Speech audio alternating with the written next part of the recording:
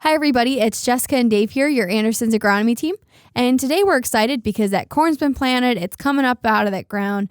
We're about at that V2 growth stage. So talking about some of the considerations going into this time and mainly tissue sampling. This is a stage that the corn always falters in. This is a stage when it comes out of the ground and it just kind of hangs there and turns pale yellow and just looks like crap.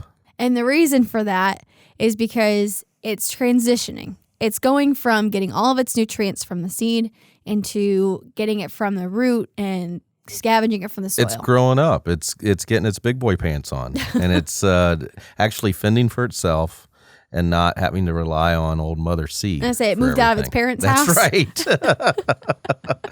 right. So yeah, and it's a transitional time, and during every transitional time, it gets a little tough.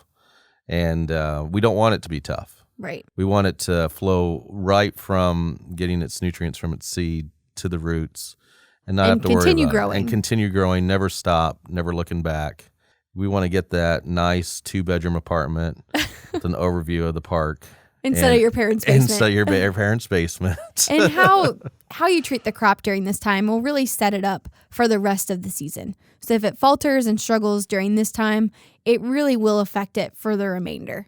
So we want to make sure that we're helping set it up and give it proper fertility to help it carry it through. Yeah, the setup is always best. I always say the little piglet analogy, right? Yeah. So if it falters, if it stumbles at this point, you're not going to recover your total yield expectation. And just like a piglet, if it's a run of the litter, it's never going to be as big, be as productive as its brothers. So you don't want the runt. You want to have it growing and just keep on going. And as far as nutrient needs go during this time of the season, this is when the deficiencies really start to show up. Because we are in that transition period, it's not getting all of its nutrients from the seed, and we're switching to the soil and from the root. So if it's scavenging, this is when the deficiencies are going to start. Yeah, you won't see it. Right. You won't see it, but it's going to be affected. Actually, they always say, hidden hunger. Yep. So if you do see it, bad news. Yield has already been impacted. It's already been impacted. So, but this is when a lot of deficiencies start. Not necessarily you'll see them. That's more in the V5 stage, but you'll have a lot of hidden hunger that you won't know about. And we always like analogies here.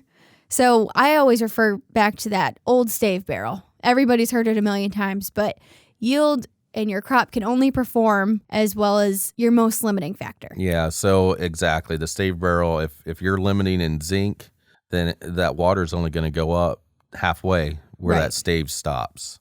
So the old stave barrel analogy, I like it. Yep, it's a good one.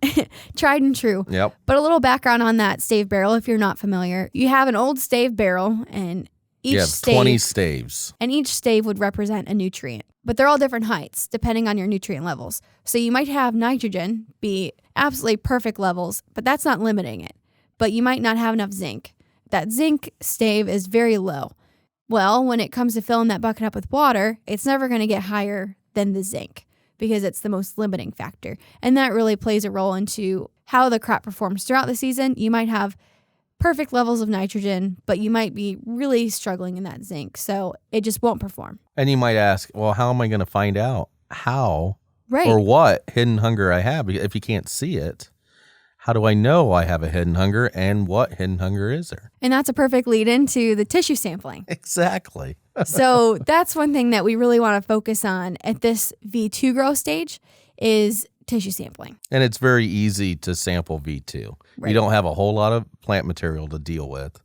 And it's easy to walk around the field. I was just going to say, you're not getting shoved in the face with corn leaves all the time. Yeah. You can just walk around, and then you want to grab about 12 plants per 10-acre area. And we say 12 plants, you're pulling all of the green matter on the plant. Yeah, just either take your knife or scissors. Pinch it off. And put it in a bag. Make sure the bag is breathable. And paper. Yeah, because if you use a wax-coated bag or a plastic bag, it can cause some rotting or fungal issues in there. Right. Throw off the results. You need the airflow. And you also want to make sure you wash your hands prior to this so that your oils on your hands don't affect the results. And make sure, too, you aren't getting a lot of soil. Yeah, they don't really like a lot of soil. No, they don't like any samples. soil. No, they don't. Not at all. And if you have questions about where to send it, you can always contact either me or Jess, and we can direct you to a lab that's close to your area. You don't want to ship this across the country. Right. Because you want quick turnaround. Yeah, first off, you want quick turnaround, but also you don't want the samples rotting either. So. And another note, when you are walking through that field, say you have a problem area in the field that you want to kind of figure out what's going on, make sure that you're sampling that area separate from the good area. So typically you'd use that good area as like a check. I use the good area as what do I need? Yep. What do I need this sample to be? Now, that doesn't mean that the good area might not have some issues, and you can pick that up very easily. So. Right. But you definitely don't want to mix the bad and the good. It'll really throw off your results. Yeah. It won't be very representative of what you're trying to figure out. So once you get those shipped out, you take your soil test with the lab of your choosing, then you're going to get those results back. And this is when you're going to start making foliar application decisions. You want to act quick so that your nutrient levels aren't changing, but make those foliar applications based on the results. Yeah, and I always say I love piggybacking. And so if you do have to go out there with a herbicide at this time, you can just throw that foliar fertilizer right in with it. So we have a whole plethora of foliar fertilizers that we can pick and choose from.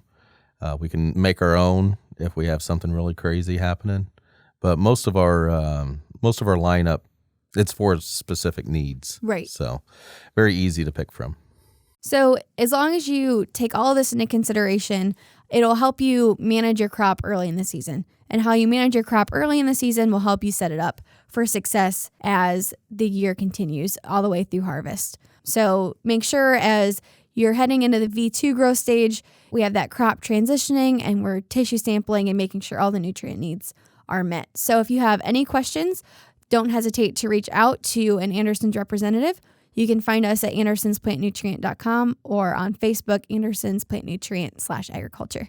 Thank you.